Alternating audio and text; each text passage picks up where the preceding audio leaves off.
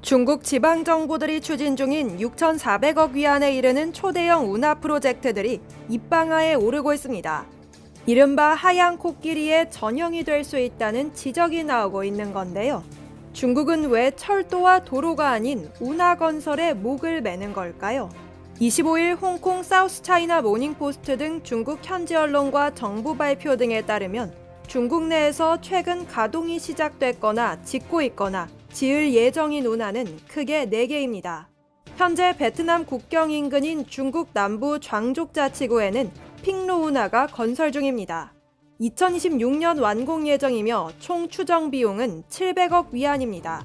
또 안후이성에는 1,000억 위안이 투입된 장화이 운하가 건설돼 2022년부터 선박을 수용하고 있습니다. 여기까진 애교입니다. 세기의 프로젝트라고 불리는 사업들은 따로 있습니다. 남부 후난성은 양쯔강과 주강을 잇는 현대식 링추 운하 건설을 추진 중입니다. 지금 건설 중인 핑로 운하와 연결해 중국 중부물산을 남중국해로 바로 내보낸다는 구상인데 링추 운하 건설 예상 비용만 1,500억 위안이 넘습니다. 가장 큰 운하 프로젝트는 후난성 동쪽 이웃인 장시성이 주도하고 있는 장시성에서 출발해 저장성과 광둥성을 아우르며 이어지는 총 3,200억 위안 규모의 프로젝트로 세 성을 지나는 공사 구간이 모두 완성돼 연결되면 기존 중국 대운하를 넘어서는 무려 1988km에 달하는 세계 최장 운하가 완성됩니다.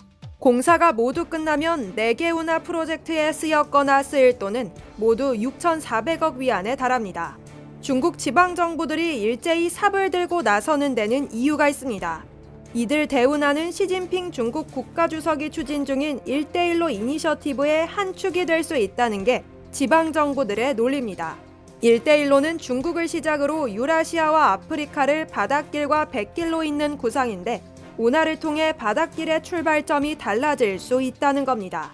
이뿐만 아니라 대규모 토목공사는 엄청난 고용 창출 효과를 중심으로 지방경제에 활력을 안길 수 있습니다. 문제는 돈이 없다는 겁니다. 중국 경제가 부진에 빠지면서 가장 먼저 대두되는 게 중국 지방정부와 공기업들의 막대한 부채 문제입니다. S&P는 지난 7월 발표한 보고서에서 중국 정부가 이행 중인 지방정부 부채 수합과 대출 구조 조정 프로젝트는 일시적 해결책이었을 뿐 앞으로 2년간은 중국 지방정부 부채가 계속해서 늘어날 것이라고 밝혔습니다. 중국 정부가 이번에 발표한 1조 위안 규모 부양책의 핵심 재원은 은행 지급준비율 인하와 금리 인하입니다. 중앙은행인 인민은행이라고 해서 무한정 돈을 찍어낼 수는 없습니다. 시중은행들이 부담을 나눠질 수밖에 없고 이 돈은 결국 누군가의 부채로 남게 되는데요. 부양책도 겨우 시행하는 입장에서 초대형 운하 프로젝트를 보는 중국인들의 우려가 커질 수밖에 없습니다. 특히 현지 전문가들은 양대 운하가 모두 통과해야 하는 난닝 산맥을 어떻게 넘을지에 대한 구체적인 대안이 없다는 점을 지적하고 있습니다. 양쯔강 상류 계곡과 진주강 유역을 가로지르고 있는 난닝 산맥을 통과하는 과정에서 건설 비용이 얼마나 치솟을지 짐작할 수 없다는 거죠.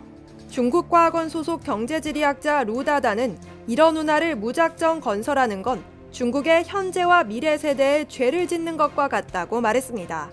베이에이리어 홍콩센터 경제전문가 왕지샨 역시 전 세계적으로 대부분의 대규모 운하가 결국 철도와 도로망으로 대체되고 있다며 예외는 수에즈 운하와 파나마 운하뿐인데 중국이 이런 특별한 지리적 환경을 갖고 있느냐를 묻는다면 답은 아니오다라고 말했습니다. 이상 여의도 튜브였습니다.